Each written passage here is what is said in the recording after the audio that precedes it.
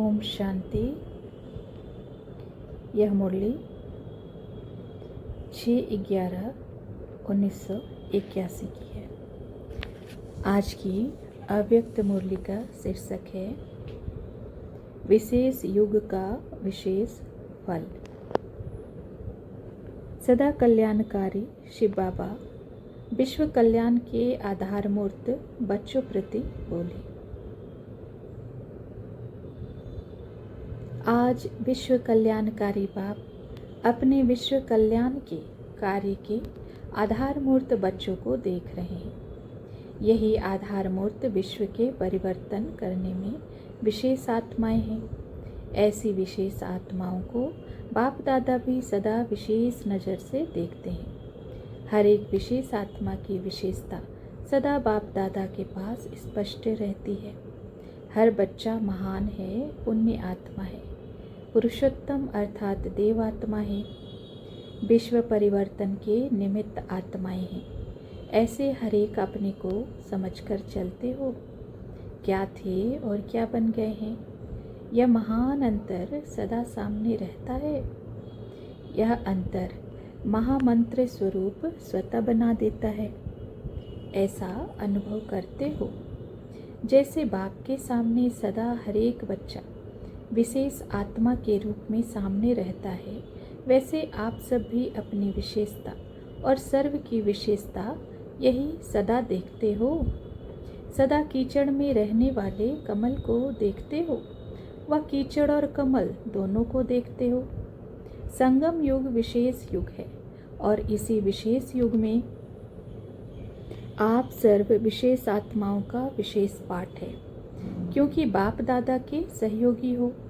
विशेष आत्माओं का कर्तव्य क्या है? स्व की विशेषता द्वारा विशेष कार्य में रहना, अर्थात अपनी विशेषता का सिर्फ मन में व मुख से वर्णन नहीं करना, लेकिन विशेषता द्वारा कोई विशेष कार्य कर दिखाना। जितना अपनी विशेषता को मनसा व वाणी और कर्म की सेवा में लगाएंगे तो वही विशेषता विस्तार को पाती जाएगी। सेवा में लगाना अर्थात एक बीज से अनेक फल प्रकट करना। ऐसे स्व की चेकिंग करो कि बाप द्वारा इस श्रेष्ठ जीवन में जो जन्म सिद्ध अधिकार के रूप में विशेषता मिली है, उसको सिर्फ बीज रूप में ही रखा है। वह बीज को सेवा की धरनी में डाल विस्तार को पाया है, अर्थात अपने स्वरूप व सेवा के सिद्धि स्वरूप के अनुभव किए हैं। बाप दादा के सर्व बच्चों की विशेषता के तकदीर की लकीर जन्म से ही खींच ली है। जन्म से हर बच्चे के मस्तक पर विशेषता के तकदीर का सितारा चमका हुआ ही है। कोई भी बच्चा इस तकदीर से वंचित नहीं है। यह तकदीर जगा करके ही आए हो। फिर अंतर क्या हो जाता? जो सुनाया कि कोई इस वरदान के बीज को, तकदीर के बीज को व जन्म सिद्ध अधिकार के बीज को विस्तार में लाते, कोई बीज को कार्य में न लाने के कारण शक्तिहीन बीज कर देते हैं। जैसे बीज को समय पर कार्य में नहीं लगाओ तो फलदायक बीज नहीं रहता। कोई फिर क्या करते? बीज को सेवा की धरनी में डालते भी हैं, लेकिन फल निकलने से पहले वृक्ष को देख उसी में ही खुश हो जाते हैं कि मैंने बीज को कार्य में लगाया। इसकी रिजल्ट क्या होती? वृक्ष बढ़ जाता, डाल डालियाँ शाखाएँ उप शाखाएँ निकलती रहती, लेकिन वृक्ष बढ़ता लेकिन फल नहीं आता। देखने में वृक्ष बड़ा सुंदर होता लेकिन फल नहीं निकलता। अर्थात जो जन्म सिद्ध अधिकार रूप में विशेषता मिली, उससे न स्वयं सफलता रूपी फल पाएगा, न औरों को उस विशेषता द्वारा सफलता स्वरूप बना सकेगा। विशेषता के बीज का सबसे श्रेष्ठ फल है संतुष्टता। इसलिए आजकल के भक्त संतोषी माँ की पूजा ज़्यादा करते हैं। तो संतुष्ट रहना और सर्व को संतुष्ट रखना, यह है विशेष युग का विशेष फल। कई बच्चे ऐसे फलदायक नहीं बनते। वृक्ष का विस्तार अर्थात सेवा का विस्तार कर लेंगे, लेकिन बिना संतुष्टता के फल के वृक्ष क्या काम का। तो विशेषता के वरदान व बीज को सर्व शक्तियों के जल से सींचो तो फलदायक हो जाएंगे। नहीं तो विस्तार हुआ वृक्ष भी समय प्रति समय आए हुए तूफान से हिलते हिलते कब कोई डाली टूटती रहेगी। फिर क्या होगा? वृक्ष होगा लेकिन सूखा हुआ वृक्ष। कहाँ एक तरफ सूखा वृक्ष जिसमें आगे बढ़ने का उमंग, उत्साह, खुशी, रूहानी नशा, कोई भी हरियाली नहीं, न बीज में हरियाली न वृक्ष में, और साथ साथ दूसरी तरफ सदा हरा भरा फलदायक वृक्ष। कौन सा अच्छा लगेगा? इसलिए बाप दादा ने विशेषता के वरदान का शक्तिशाली बीज सब बच्चों को दिया है। सिर्फ विधि पूर्वक फलदायक बनाओ, यह रही स्व के विशेषता की बात। अब विशेष आत्माओं के संबंध संपर्क में सदा रहते हो, क्योंकि ब्राह्मण परिवार अर्थात विशेष आत्माओं का परिवार। तो परिवार के संपर्क में आते हर एक की विशेषता को देखो। विशेषता देखने की ही दृष्टि धारण करो, अर्थात विशेष चश्मा पहन लो। आजकल फैशन और मजबूरी चश्मे की है, तो विशेषता देखने वाला चश्मा पहनो तो दूसरा कुछ दिखाई नहीं देगा। जब साइंस के साधनों द्वारा लाल चश्मा पहनो तो हरा भी लाल दिखाई दे सकता है। तो इस विशेषता की दृष्टि रूपी विशेषता ही देखेंगे। कीचड़ को नहीं देख कमल को देखेंगे, और हर एक की विशेषता द्वारा विश्व परिवर्तन के कार्य में विशेष कार्य के निमित्त बन जाएंगे। तो एक बात, अपनी विशेषता को कार्य में लगाओ, विस्तार कर फलदायक बनाओ। दूसरी बात, सर्व में विशेषता देखो। तीसरी बात, सर्व की विशेषताओं को कार्य में लगाओ। और चौथी बात है, विशेष युग की विशेष आत्मा हो। इसलिए सदा विशेष संकल्प, बोल और कर्म करना है। तो क्या हो जाएगा? विशेष समय मिल जाएगा, क्योंकि विशेष न समझने के कारण स्वयं द्वारा स्वयं के विघ्न और साथ साथ संपर्क में आने से भी आए हुए विघ्नों में समय बहुत जाता है, क्योंकि स्वयं की कमजोरी व औरों की कमजोरी। इसकी कथा और कीर्तन दोनों बड़े लंबे होते हैं। जैसे आपके यादगार रामायण को देखा तो कथा और कीर्तन दोनों ही बड़े दिलचस्प और लंबे हैं, लेकिन है क्या? विशेषता न देख ईर्ष्या में आए तो कितना लंबा कीर्तन और कहानी हो गई। ऐसे विशेषता को न देखने से लक्ष्मी नारायण की कथा के बजाय राम कथा बन जाती है, और इसी कथा कीर्तन में स्वयं का सेवा का समय व्यर्थ गवाते हो। और भी मजे की बात करते हो। सिर्फ अकेला कीर्तन कथा नहीं करते, लेकिन कीर्तन मंडली भी तैयार करते हैं। इसलिए सुनाया कि इस व्यर्थ कीर्तन कथा से समय बचने के कारण विशेष समय भी मिल जाता है। तो समझा क्या करना है और क्या नहीं करना है। जैसे आजकल की दुनिया में किसी को कहते हो भक्ति का फल प्राप्त करो और सहज राजयोगी बनो, तो ज़्यादा किस में रुचि रखते हैं? भक्ति के कथा कीर्तन में ज़्यादा रुचि रखते हैं ना, मनोरंजन समझते हैं। ऐसी कई विशेष आत्माएं भी व्यर्थ की राम कथा की मंडली में व कीर्तन मंडली में बड़ा मनोरंजन समझती हैं। ऐसे समय पर उन आत्माओं को कहो छोड़ो इस कीर्तन को, शांति में रहो, तो मानेंगे नहीं, क्योंकि संस्कार पड़े हुए हैं ना। अब इस कीर्तन मंडली को समाप्त करो, समझा? विशेष आत्माओं की सभा में बैठे हो ना, और ग्रुप भी विशेष है, दोनों ही गद्दी वाले हैं। एक प्रविष्टा की गद्दी, दूसरी राजगद्दी।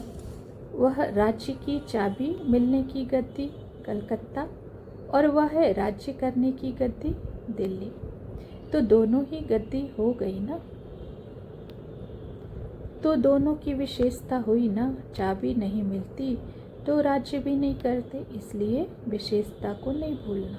अच्छा, ऐसे सदा विशेषता को देखने वाले, विशेषता को कार्य में लगाने वाले, विशेष समय सेवा में लगाए सेवा का प्रत्यक्ष फल खाने वाले, सदा संतुष्ट आत्मा, सदा संतुष्टता की किरणें द्वारा सर्व को संतुष्ट करने वाले ऐसे विशेष आत्माओं को बाप दादा का याद प्यार और नमस्ते।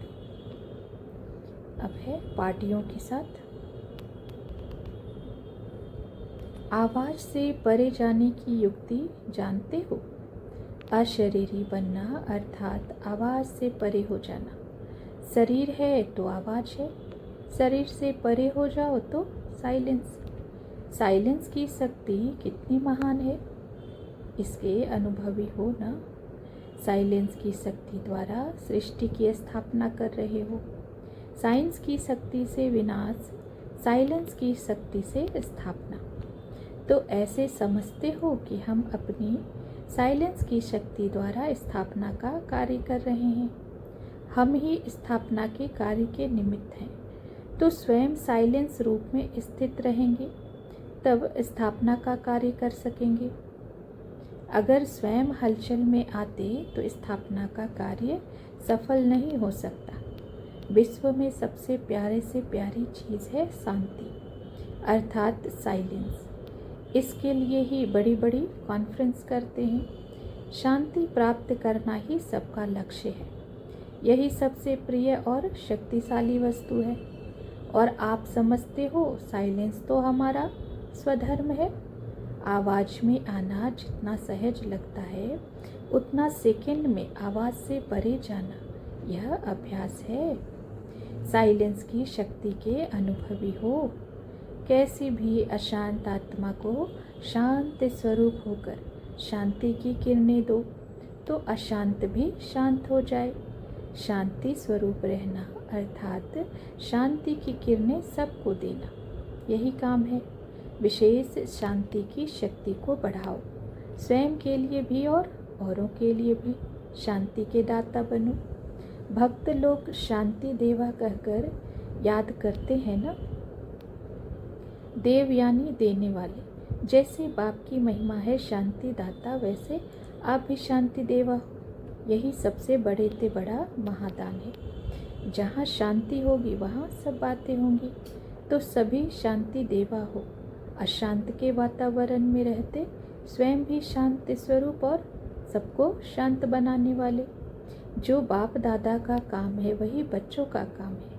बाप दादा अशांत आत्माओं को शांति देते हैं तो बच्चों को भी फॉलो फादर करना है। ब्राह्मणों का धंधा ही यह है। अच्छा, दूसरा है ब्राह्मणों का विशेष कर्तव्य है ज्ञान सूर्य बन सारे विश्व को सर्व शक्तियों की किरणें देना। सभी विश्व कल्याणकारी बन विश्व को सर्व शक्तियों की किरणें दे रहे हो। मास्टर ज्ञान सूर्य हो ना, तो सूर्य क्या करता है? अपनी किरणों द्वारा विश्व को रोशन करता है। तो आप सभी भी मास्टर ज्ञान सूर्य बन सर्व शक्तियों की किरणें विश्व में देते रहते हो। सारे दिन में कितना समय इस सेवा में देते हो? ब्राह्मण जीवन का विशेष कर्तव्य ही यह है, बाकी निमित्त मात्र। ब्राह्मण जीवन व जन्म मिला ही है विश्व कल्याण के लिए, तो सदा इसी कर्तव्य में बिजी रहते हो। जो इस कार्य में तत्पर होंगे वह सदा निर्विघ्न होंगे। विघ्न तब आते हैं जब बुद्धि फ्री होती है। सदा बिजी रहो तो स्वयं भी निर्विघ्न और सर्व के प्रति भी विघ्न विनाशक। विघ्न विनाशक के पास विघ्न कभी भी आ नहीं सकता। अच्छा, नेक्स्ट है संगम युग पर ब्राह्मणों का विशेष स्थान है बाप दादा का दिल तख्त। सभी अपने को बाप दादा के दिल तख्त नशीन अनुभव करते हो। ऐसा श्रेष्ठ स्थान कभी भी नहीं मिलेगा। सतयुग में हीरे सोने का मिलेगा लेकिन दिल तख्त नहीं मिलेगा। तो सबसे श्रेष्ठ आप ब्राह्मण और आपका श्रेष्ठ स्थान दिल तख्त। इसलिए ब्राह्मण चोटी अर्थात ऊंचे ते ऊंचे हैं। इतना नशा रहता है कि हम तख्त नशीन हैं। ताज भी है, तख्त भी है, तिलक भी है। तो सदा ताज तख्त तिलकधारी रहते हो। स्मृति भव का अविनाशी तिलक लगा हुआ है ना। सदा इसी नशे में रहो कि सारे कल्प में हमारे जैसा कोई भी नहीं। यही स्मृति सदा नशे में रखेगी और खुशी में झूमते रहेंगे। नंबर 4 है, रूहानी सेवाधारी का कर्तव्य है लाइट हाउस बन सबको लाइट देना। सदा अपने को लाइट हाउस समझते हो? लाइट हाउस अर्थात ज्योति का घर। इतनी अथाह ज्योति अर्थात लाइट जो विश्व को लाइट हाउस बन सदा लाइट देते रहे। तो लाइट हाउस में सदा लाइट रहती ही है, तब वह लाइट दे सकते हैं। अगर लाइट हाउस खुद लाइट के बिना हो तो औरों को कैसे दे? हाउस में सब साधन इकट्ठे होते हैं, तो यहाँ भी लाइट हाउस अर्थात सदा लाइट जमा हो। लाइट हाउस बनकर लाइट देना, यह ब्राह्मणों का ऑक्यूपेशन है। सच्चे रूहानी सेवाधारी महादानी अर्थात लाइट हाउस होंगे। दाता के बच्चे दाता होंगे। सिर्फ लेने वाले नहीं, लेकिन देना भी है। जितना देंगे उतना स्वतः बढ़ता जाएगा। बढ़ाने का साधन है देना। अब नंबर 5 है, सब वरदानों से संपन्न बनने का समय है संगम युग। इस श्रेष्ठ समय के महत्व को व समय के वरदान को जानते हो ना। सारे कल्प में वरदानी समय कौन सा है? संगम। तो इस वरदानी समय पर स्वयं को वरदानों से संपन्न बनाया है, क्योंकि यह भी जानते हो कि विधाता द्वारा वरदानों का भंडार भरपूर भी है और खुला भंडार है। जो जितना चाहे उतना अपने को माला माल बना सकते हैं। तो ऐसे माला माल बनाया है। थोड़ा सा खजाना लेकर के थोड़े में संतुष्ट नहीं होना। लेना है तो पूरा ही लेना है, थोड़ा नहीं। जो अधिकारी आत्माएं होंगी वह थोड़े में खुश नहीं होंगी। बनना है तो नंबर 1 बनना है, लेना है तो संपन्न ही लेना है। तो ऐसा ही लक्ष्य और लक्षण दोनों समान हो। सदा हर बात में बैलेंस रखो। बैलेंस से ही बाप द्वारा और सर्व द्वारा ब्लेसिंग मिलती रहेगी और ब्लिसफुल लाइफ बन जाएगी। बैलेंस रख, ब्लेसिंग लेना और ब्लेसिंग देना, यही मुख्य सौगात मधुवन से लेकर जाना। यही है यहाँ की रिफ्रेशमेंट।